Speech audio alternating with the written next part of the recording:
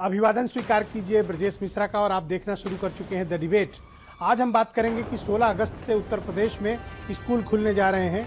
Corona की तीसरी संभावित लहर के बीच इस तरह से स्कूलों का खोलना क्या बच्चों के जीवन को खतरे में डालना है? सरकार का ये फैसला क्या बहुत जल्दबाजी भरा कदम है? हम इन विषयों पर बहुत ही महत्वपूर्ण और तथ्यात्मक चर्चा आज करने वाले हैं। बहनों भाइयों, कोरोना की तीसरी लहर से दुनिया के तमाम देश पस्त पड़े हैं। हो सकता है कि बहुत से लोगों को यह बात पता न हो कि देश दुनिया में क्या चल रहा है। मैं हमेशा की तरह आपको इस बार फिर अलर्ट करना चाहता हूं कि दुनिया के दूसरे हिस्सों में इस वक्त कोरोना की तीसरी लहर बहुत भयानक आई हुई है। दुनिया के सबसे शक्तिशाली, सबसे रिसोर्सफुल कंट्री अमेरिका में हालात बिगड़ते जा रहे हैं। वहां 60% पॉपुलेशन को वैक्सीनेशन की हो चुका है और फाइजर की 2 डोज लग चुकी है, तीसरी डोज भी दी जा रही है। उसके बावजूद 1 लाख केसेस अमेरिका के भीतर कल सामने आए हैं, नए केसेस, और उनमें से 56,000 को अस्पताल भर्ती कराना पड़ा। फरवरी से अब तक का, आज तक का सारा रिकॉर्ड अमेरिका में टूट गया। 56,000 लोग एक दिन के भीतर अमेरिका में कोरोना वायरस से प्रभावित लोग अस्पताल भर्ती कराए गए हैं। इनमें उनको वो भी शामिल हैं जिनको फाइजर की डबल डोज भी लगी हुई है। जिन्हें यह लगता है कि कोरोना चला गया, वो भारी भूल कर रहे हैं। हमें नहीं भूलना चाहिए कि अप्रैल और मई के महीने में हमने किस तरह से अपने लोगों को गंवाया है, खोया है। एशिया में आप देखिए तो इंडोनेशिया की इतनी बुरी हालत है कि प्रतिदिन वहां मरने वालों की संख्या 2000, 1500, 1800, 1600 लोगों की मौत प्रतिदिन हो रही है। नए केसेस आसमान छू रहे हैं। जिस टोक्यो जापान में 10 केसेस मिलने पर लॉकडाउन हो जाता था, वहां 5000 केसेस नए रोजाना मिल रहे हैं। कोलंबिया में लाशें बिछ रही हैं। मैक्सिको, पोलैंड, फ्रांस, किस किस कंट्री का आपको गिनाऊं। इंग्लैंड में आज भी स्थिति खराब है। 30,000 से ज्यादा केसेस प्रतिदिन निकल रहे हैं। दुनिया के दूसरे हिस्सों में कोरोना का कहर अभी जारी है। भारत में ऐसा कोई दिन नहीं जाता जब 500 से ज्यादा लोगों की मौत कोरोना वायरस के चलते ना हो रही हो। मौत अकेली, वो भी तब जब टेस्टिंग की हालत, आपको पता है कि उत्तर प्रदेश और दूसरे राज्यों में टेस्टिंग किस प्रकार से बाधित है, रुकी हुई है। कोरोना को लेकर हम कितने अगंभीर हैं, यह भी हमारी आदतों के चलते आप देख सकते हैं। ऐसे माहौल में जब केरल के भीतर स्थितियां बिगड़ गई हो, नए केसेस लगातार बढ़ रहे हो, महाराष्ट्र में नए केसेस बढ़ रहे हो, उस वक्त स्कूल कॉलेज खोलने का फैसला बहनों भाइयों क्या उचित है? ये वो बच्चे हैं जिनको कोई वैक्सीन नहीं लगी है। ये वो बच्चे हैं जिनके पास कोई ऐसी प्रतिरोधक क्षमता इनको नहीं प्रदान की गई है। बच्चों की कोई वैक्सीन अभी नहीं लगी है। 18 साल से कम के बच्चों के लोगों को किसी भी प्रकार का वैक्सीनेशन भारत में नहीं है। ऐसे हालात में क्या हम और आप अपने बच्चों को स्कूल भेजना चाहेंगे? अप्रैल और मई का वो दृश्य याद करिए जब सड़कों पर लोग बिना ऑक्सीजन के तड़प के मर रहे थे। एक एक घर में 6-6, 7-7 लाशें गिरी थीं। लोग सड़कों पर मर रहे थे। अस्पताल के बाहर मौतें हो रही थी, तड़प रहे थे लोग। सीएमओ के दफ्तर के बाहर एक लेटर पाने के लिए गाड़ी पर बैठे बैठे लोग मर गए। क्या भूल गए वो बात? अब क्या बच्चों के साथ अगर ऐसा कुछ हुआ तो इसके लिए कौन जिम्मेदार होगा? मैं बड़ा चिंतित हूं इस विषय को लेकर, और चिंता हम सबको करनी चाहिए।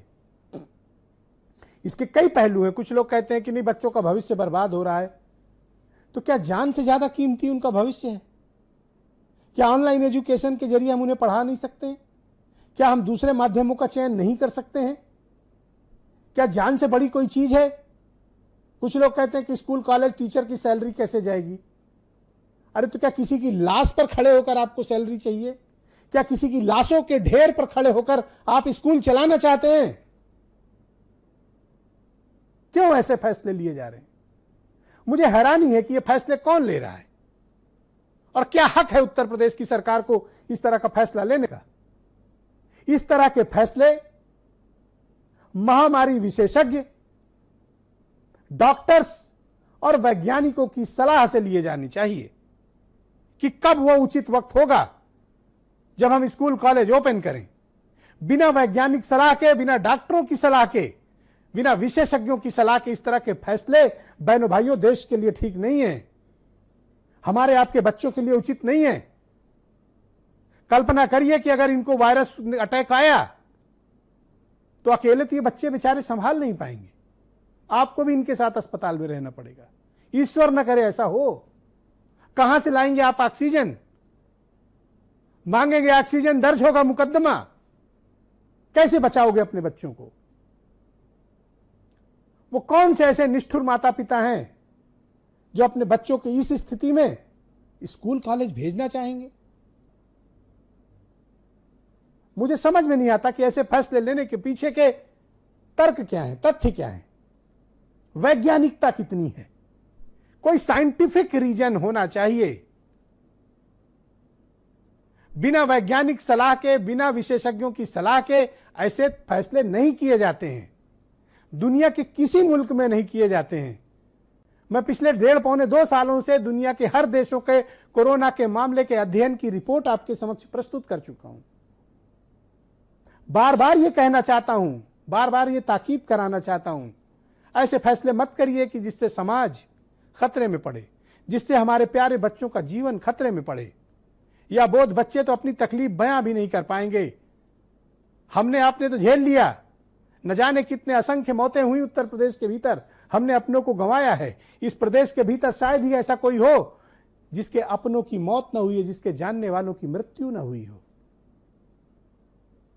इस स्थिति में स्कूल कॉलेज खोल देना, क्या यह उचित फैसला है? क्या यह वैज्ञानिक फैसला है? क्या यह विशेषज्ञों और सलाहकारों द्वारा लिया गया फैसला है? हमें जो प्रेस नोट के जरिए सरकार ने बताया वो ये कहा है कि टीम 9 ने इसका फैसला लिया है। टीम 9 में कोई विशेषज्ञ नहीं है, कोई वैज्ञानिक सलाहकार नहीं है, कोई स्पेशलिस्ट डॉक्टर भी नहीं है, और कोई इस बात की गारंटी भी लेने को तैयार नहीं है। मैं तो कहता हूं कि कोई वैज्ञानिक सलाहकार उत्तर प्रदेश सरकार प्रस्तुत करे और वो बताएं कि नहीं अब सब सेफ है, और वो जिम्मेदारी लेते हैं कि ऐसा वायरस का संक्रमण बच्चों को नहीं होगा। लेकिन ऐसा कोई तथ्य नहीं है। तो ऐसी परिस्थिति में क्या हम आप अपने बच्चों को स्कूल कॉलेज भेजना चाहेंगे? अधिकांश लोग डरे हुए हैं। उनके मन में इस बात की शंका है कि अगर ये वायरस का संक्रमण बढ़ा तो स्थितियां और बिगड़ सकती हैं।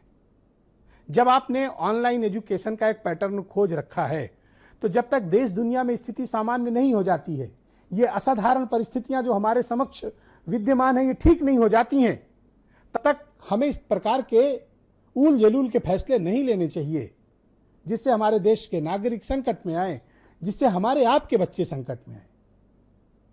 बच्चों पर तो रहम होना चाहिए। इस प्रकार के निर्णय किसी के जीवन को संकट में डाल सकते हैं। इसीलिए मैं कहता हूं कि सरकारों के फैसले से हमारे आपके जीवन किस प्रकार से प्रभावित होते हैं, ये सब चीजें प्रमाण हैं। आप बताइए, आप में से कितने लोग हैं जो देश दुनिया में वायरस के इस भयानक संक्रमण के बीच 16 अगस्त से अपने बच्चों को स्कूल भेजना चाहेंगे? और मैं उन स्कूल मैनेजमेंट के प्रशासन प्रबंधकों से भी कहूंगा कि आप क्या ऐसा जोखिम लेना चाहेंगे? और अगर संक्रमण फैला स्कूल के भीतर, बच्चों में संक्रमण फैला, जिम्मेदारी कौन लेगा? मैं सभी अभिभावक बंधुओं से कहूंगा, सभी माता पिता से कहूंगा कि अगर वो अपने बच्चों को जबरदस्ती कोई भेज रहा है या स्कूल बुला रहा है तो एक अंडरटेकिंग लीजिए, लिखवा के लीजिए कि कुछ होगा बच्चों के आपके, तो उसके लिए स्कूल प्रशासन प्रबंधन जिम्मेदार होगा। तभी आप अपने बच्चों को भेजना, जो बहुत आतुर हैं अपने बच्चों को भेजने के लिए।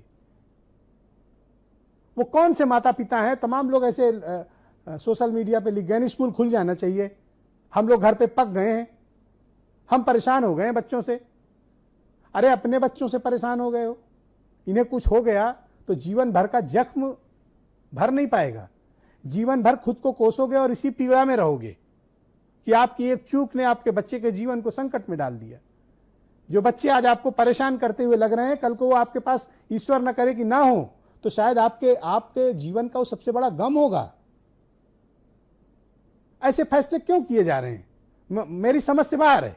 और मैं फिर इस बात को दोहराता हूं कि बिना महामारी विशेषज्ञ, बिना डॉक्टरों के और बिना वैज्ञानिक सलाहकारों की राय के इस प्रकार के फैसले लेने से सरकारों को बचना चाहिए। ये जल्दबाजी में उठाया गया कदम है। आप कुछ बयान सुने। स्वास्थ्य विभाग अपना गाइडलाइन के जब देती है तो उसी गाइडलाइन पर सभी विभाग अपना जो भी तैयारी करना होता है करती है।